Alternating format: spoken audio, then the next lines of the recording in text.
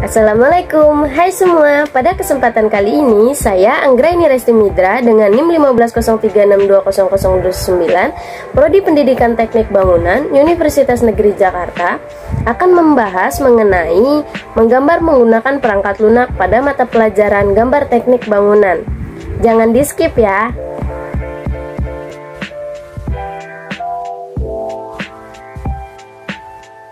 Dengan kompetensi dasar, yang pertama menggambar dasar dengan perangkat lunak, yang kedua menyajikan hasil penggambaran dua dimensi. Selanjutnya ada tujuan pembelajaran. Yang pertama, siswa dapat menggambar menggunakan perangkat lunak dalam aplikasi dua dimensi atau AutoCAD dengan tepat. Yang kedua, siswa dapat menyajikan gambar dua dimensi dengan menggunakan perangkat lunak dengan 90% benar dengan atau tanpa melihat contoh gambar. Pada kesempatan kali ini, saya akan membawakan 3 pembahasan. Yang pertama, mengenai pengertian perangkat lunak itu sendiri. Yang kedua, tampilan dan ikon yang terdapat pada AutoCAD.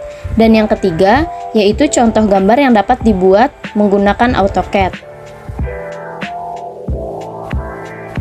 Sebelumnya, apa sih itu yang dimaksud dengan perangkat lunak? Baik, kita bahas ya. Yuk disimak. Perangkat lunak atau software adalah data elektronik yang disimpan pada komputer atau laptop. Data elektronik tersebut dapat berupa program atau perintah yang ada dalam komputer atau laptop. Lalu, apa hubungan perangkat lunak dengan gambar teknik bangunan? Jadi, pada pembelajaran gambar teknik bangunan ini, perangkat lunak juga dapat dipergunakan untuk mempermudah kita dalam menggambar bangunan.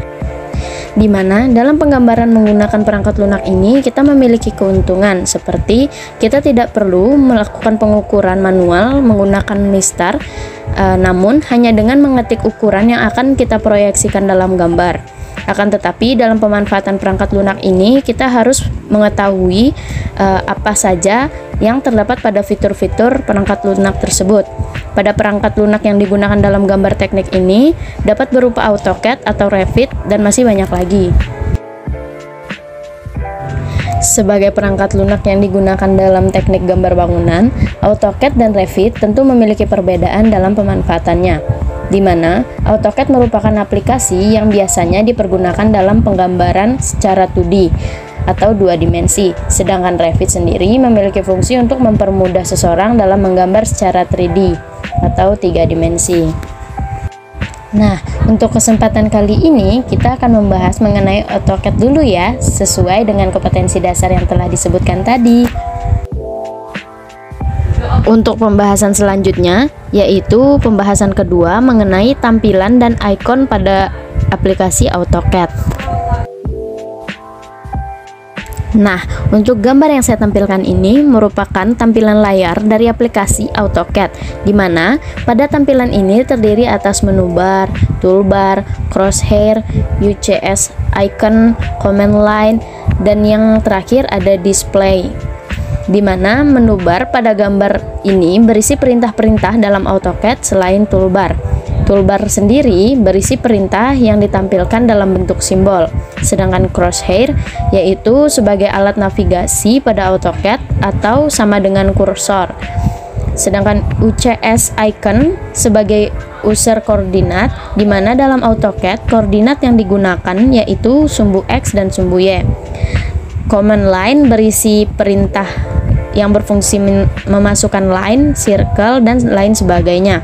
Dan yang terakhir ada display, yaitu tempat atau area untuk menggambar ataupun area untuk memperlihatkan hasil gambar. Selanjutnya ada icon toolbar yang sering digunakan dalam melakukan penggambaran. Seperti yang telah dijelaskan sebelumnya bahwa icon toolbar disajikan dalam bentuk simbol.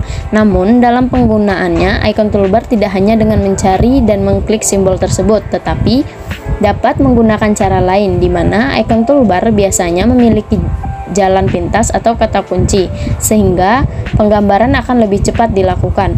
Adapun ikon yang memiliki jalan pintas tersebut diantaranya yaitu line, yang berfungsi membuat garis lurus dengan cara kita mengklik huruf L kemudian mengklik enter. Setelah itu garis lurus tersebut dapat digunakan.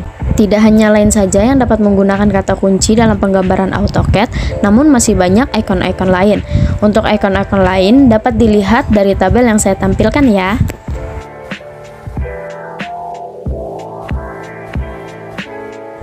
Selanjutnya ada pembahasan ketiga, yaitu contoh penggambaran dalam AutoCAD. Pada gambar yang pertama, ada contoh penggambaran denah rumah tinggal. Pada gambar ini, kita dapat menggambar denah yang penggambarannya terdiri dari garis as, dinding, penempatan kolom, peletakan pintu dan jendela, ukuran ruang, hingga furnitur yang terdapat pada rumah tinggal tersebut. Selanjutnya ada gambar yang kedua, yaitu contoh penggambaran detail atap melalui AutoCAD, di mana atap merupakan bagian paling atas dari sebuah bangunan.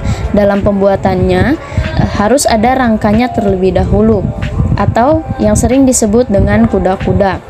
Berikut merupakan gambar detail atap atau kuda-kuda dari atap yang terdiri dari beberapa jenis. Namun pada kesempatan kali ini saya memberikan dua contoh gambar saja ya. Selanjutnya ada contoh ketiga, yaitu contoh kusen pintu. Sebelumnya saya akan menjelaskan mengenai contoh kusen pintu, di mana kusen pintu biasanya memiliki tinggi 220 cm sampai 240 cm, sedangkan lebarnya terdiri dari beberapa ukuran. Yang pertama, ukuran lebar pintu utama 90 cm atau 100 cm untuk daun pintu tunggal. Yang kedua, ada ukuran lebar pintu utama pada ukuran 120 cm, 140 cm, 150 cm, 160 cm, 180 cm, dan 200 cm untuk daun pintu ganda. Dan yang ketiga, ada ukuran lebar pintu pada ruang tidur yang memiliki lebar 80 cm. Serta untuk yang terakhir ada ukuran lebar pintu kamar mandi yang biasanya memiliki lebar 65 cm atau 70 cm. Berikut merupakan contoh dari gambar kusen pintu utama, baik pintu utama daun tunggal maupun daun ganda. Berikutnya, beralih pada kusen jendela, di mana tidak jauh berbeda dengan kusen pintu. Kusen jendela ini juga dibagi atas beberapa jenis berdasarkan ukurannya, yaitu yang pertama kusen jendela utama yang memiliki tinggi 150 sampai 180 cm dengan lebar 70 sampai 80 cm. Yang kedua, yaitu ukuran lebar jendela ruang tidur, di mana memiliki tinggi 100 sampai 150 cm dengan lebar 600 sampai 700 cm pada daun tunggal dan lebar 120 sampai 150 cm pada daun ganda. Untuk ukuran lebar jendela kamar mandi, tingginya 40 sampai 60 cm, sedangkan lebar 50 sampai 100 cm. Berikutnya merupakan contoh-contoh kusen jendela, di mana pada gambar kali ini kusen jendela utama, yaitu kusen jendela utama biasanya terletak pada samping kanan dan atau samping kiri pintu. Yang kedua ada jendela kamar, di mana jendela kamar juga dapat dibuat menjadi dua jenis, yaitu jendela daun tunggal dan jendela daun ganda. Dan gambar yang terakhir ada gambar jendela kamar mandi yang biasanya terletak lebih tinggi dari jendela kamar dan jendela utama, serta memiliki ukuran yang relatif lebih kecil.